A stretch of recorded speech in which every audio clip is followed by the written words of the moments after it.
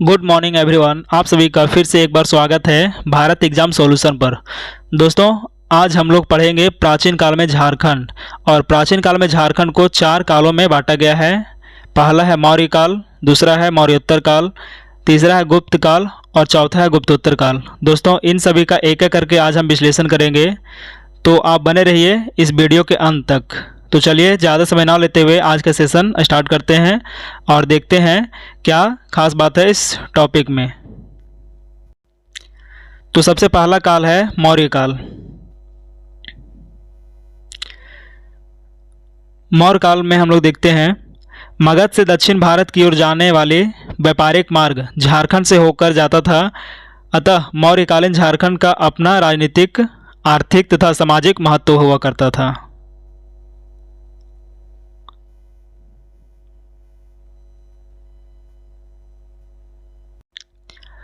कौटिल्य का अर्थशास्त्र। कौटिल्य के अर्थशास्त्र में इन क्षेत्र को कुक्कुट या कुक्कुट देश के नाम से इंगित किया गया है। कौटिल्य के अनुसार कुक्कुट देश में गणतंत्रात्मक शासन प्रणाली स्थापित थी। कौटिल्य के अर्थशास्त्र के अनुसार चंद्रगुप्त मौर्य ने आटविक नामक एक पदाधिकारी की नियुक्ति की थी, जिसका उद्देश्य जनजातियों का नियंत्रण, मगध साम्राज्य हेतु इनका उपयोग तथा शत्रुओं से इनके गठबंधन को रोकना था। अगला पॉइंट है इंद्रनावक नदियों की चर्चा करते हुए कौटिल्य लिखा है कि इंद्रावक की नदियों से हीरे की प्राप्ति किए जाते थे। इंद्रावक की नदियों से हीरे की प्राप्ति किए जाते थे। इंद्रावक संभवतः ईब और शंख नदियों का इलाका था। नेक्स्ट पॉइंट है चंद्रगुप्त मौर्य शासनकाल में सेना के प्रयोग हेतु झारखंड से हाथी मंगाया जाता था। अगला शासक का नाम है अशोक।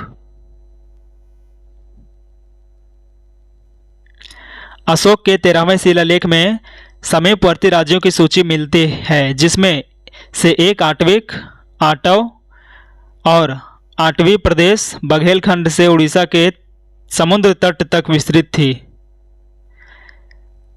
और झारखंड इस क्षेत्र में शामिल था। अशोक का झारखंड की जनजातियों पर अत्यंत अप्रत्यक्ष नियंत्रण था। अशोक के पृथक कलिंग शिलालेख द्वितीय वर्णित है कि इस क्षेत्र के अविजित जनजातियों को मेरे धर्म का आचरण करना चाहिए ताकि वे लोक व परलोक प्राप्त कर सके। बढ़ते हैं नेक्स्ट पॉइंट की तरफ, जो कि दूसरा काल है मौर्योत्तर काल। मौर्योत्तर काल में विदेशी आक्रमणकारियों ने भारत में अपने अपने राज्य स्थापित किए। इसके अलावा भारत का विदेशों से व्यापारिक संबंध भी था स्थापित हुआ, जिसके प्रभाव झारखंड में भी दिखाई देते हैं। मौर्योत्तर काल में आता है एक जगह का नाम है सिंहभूम। सिंहभूम का अगर हम बात करें तो सिंहभूम से रोमन साम्राज्य के सिक्के प्राप्त हुए हैं, जिससे झारखंड के वैदेशिक संबंधों की पुष्टि होती है। नेक्स्ट है चाईबासा। चाईबासा से इंडो सीथियन के सिक्के प्राप्त हुए हैं। चाईबासा से इंडो सीथियन के सिक्के प्राप्त हुए हैं। रांची। रांची से कुषाणकालीन सिक्के प्राप्त हुए हैं, जिससे यह ज्ञात होता है कि यह क्षेत्र कनिष्क के प्रभाव में था। तीसरा काल है गुप्त काल। गुप्त काल में अभूतपूर्व सांस्कृतिक विकास हुआ, अतः इस काल को भारतीय इतिहास का स्वर्ण युग भी कहा जाता है। स्वर्ण युग भी कहा जाता है। हजारीबाग के महुदी पहाड़ से गुप्तकालीन पत्थरों को काटकर निर्मित मंदिर प्राप्त हुए हैं। झारखंड में मुंडा, पाहन तथा भंडारी प्रथा गुप्तकालीन की ही देन माना जाता है। अगला शासक का नाम है समुद्रगुप्त। गुप्त वंश का सर्वाधिक महत्वपूर्ण शासक समुद्रगुप्त था। इसे भारत का नेपोलियन भी कहा जाता था। इसके विजयों का वर्णन प्रयाग प्रशस्ति, इलाहाबाद प्रशस्ति में मिलता है। प्रयाग प्रशस्ति के लेखक हरिसेन हैं। इन विजयों में से एक आटविक विजय भी था। झारखंड प्रदेश इसी आटविक प्रदेश का हिस्सा था। इससे स्पष्ट होता है कि समुद्रगुप्त के शासनकाल में झारखंड क्षेत्र उसके अधीन था। नेक्स्ट पॉइंट है समुद्रगुप्त ने पुंडवर्धन को अपने राज्य में मिला लिया, जिसमें झारखंड का विस्तृत क्षेत्र भी शामिल था। समुद्रगुप्त के शासनकाल में छोटा नागपुर को मुरुंड देश कहा गया। समुद्रगुप्त के शासनकाल में छोटा नागपुर को क्या कहा गया? तो मुरुण देश कहा गया। समुद्रगुप्त के प्रवेश के पश्चात झारखंड क्षेत्र में बौद्ध धर्म का पतन हो गया। अब आता है चंद्रगुप्त द्वितीय या विक्रमादित्य। चंद्रगुप्त द्वितीय का प्रभाव झारखंड प्रदेश में भी था। इसके काल में चीनी यात्री फाहियान ने भारत आया था, जिसने झारखंड क्षेत्र को कुकुटलाड कहा है। झारखंड क्षेत्र को क्या कहा है फाहियान? तो कुकुटलाड। गुप्तकालीन पुरातात्विक अवशेष। अब हम देखते हैं झारखंड में कौन कौन सी जगह से क्या क्या प्राप्त हुए हैं। तो एक साइड स्थान दिया गया है और दूसरी साइड जिला दिया गया है। पहला है महुदी पहाड़, जो कि हजारीबाग जिला में स्थित है। यहाँ से पत्थरों को काटकर बनाए गए 4 मंदिर के अवशेष मिलते हैं। दूसरा जगह का नाम है सतगावा, जो कि कोडरमा जिला में स्थित है। मंदिरों के अवशेष उत्तर गुप्त काल से संबंधित माने जाते हैं। तीसरा है पिठोरिया, जो कि रांची में स्थित है। पहाड़ी मंदिर, पहाड़ी पर स्थित कुआं प्राप्त हुआ है। चौथा है गुप्तोत्तर काल, और गुप्तोत्तर काल में सबसे पहला शासक का नाम आता है शशांक।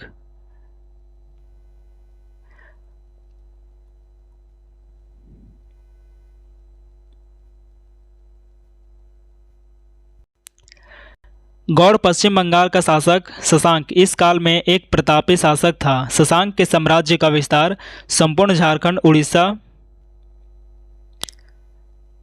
तथा बंगाल तक था। शशांक ने अपने विस्तृत साम्राज्य को सुचारू रूप से चलाने के लिए 2 राजधानियां स्थापित की। पहला राजधानी का संथाल परगना का बड़ा बाजार और दूसरा दुलमी। प्राचीन काल के शासकों में यह प्रथम शासक था जिसकी राजधानी झारखंड क्षेत्र में थी, और इससे पहले किसी की राजधानी झारखंड क्षेत्र में नहीं हुई थी। शशांक शैव धर्म का अनुयायी था तथा इसने झारखंड में अनेक शिव मंदिर का निर्माण भी कराया था। शशांक के काल में का प्रसिद्ध मंदिर वेणुसागर है, जो एक शिव मंदिर है। यह मंदिर सिंहभूम और मयूरभंज की सीमा क्षेत्र पर अवस्थित कोचांग में स्थित है। यह मंदिर कहाँ स्थित है? तो कोचांग में। शशांक ने बौद्ध धर्म के प्रति असहिष्णुता की नीति अपनाई, जिसका उल्लेख ह्वेनसांग ने किया है।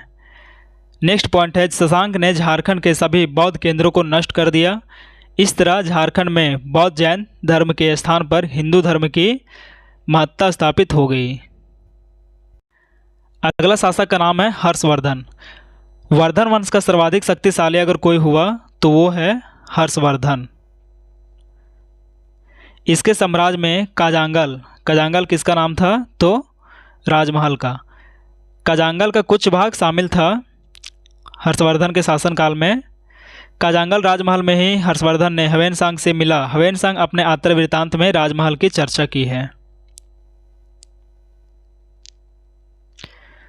अब हम देखते हैं प्राचीन काल में झारखंड से कुछ अन्य तथ्य। हर्यक वंश का शासक बिंबिसार झारखंड क्षेत्र में धर्म का प्रचार करना चाहता था। हर्यक वंश का जो शासक था बिंबिसार, वह झारखंड क्षेत्र में हर्यक वंश का जो शासक था बिंबिसार, वह झारखंड में बौद्ध धर्म का प्रचार करना चाहता था। नंद वंश के समय झारखंड मगध साम्राज्य का हिस्सा था। नंद वंश की सेना में झारखंड से हाथी की आपूर्ति की जाती थी। इस सेना में जनजातीय लोग भी शामिल थे। झारखंड में दामोदर नदी के उद्गम स्थल तक मगध की सीमा का विस्तार माना जाता है। झारखंड के पलामू में चंद्रगुप्त प्रथम द्वारा निर्मित मंदिर के अवशेष प्राप्त हुए हैं। कन्नौज के राजा यशोवर्मन के विजय अभियान के दौरान मगध के राजा जीवगुप्त द्वितीय ने झारखंड में शरण ली थी। 13वीं सदी में उड़ीसा के राजा जय सिंह ने स्वयं को झारखंड का शासक घोषित कर दिया था। दोस्तों, आज का वीडियो यहीं समाप्त होता है। उम्मीद करता हूँ यह वीडियो आपको पसंद आया होगा। यदि आप इस चैनल पर नए हैं तो वीडियो को लाइक कर दें, चैनल को सब्सक्राइब कर दें और अपने दोस्तों के साथ शेयर कर दें। धन्यवाद। जय हिंद। मिलते हैं नेक्स्ट वीडियो में, तब तक के लिए जय हिंद।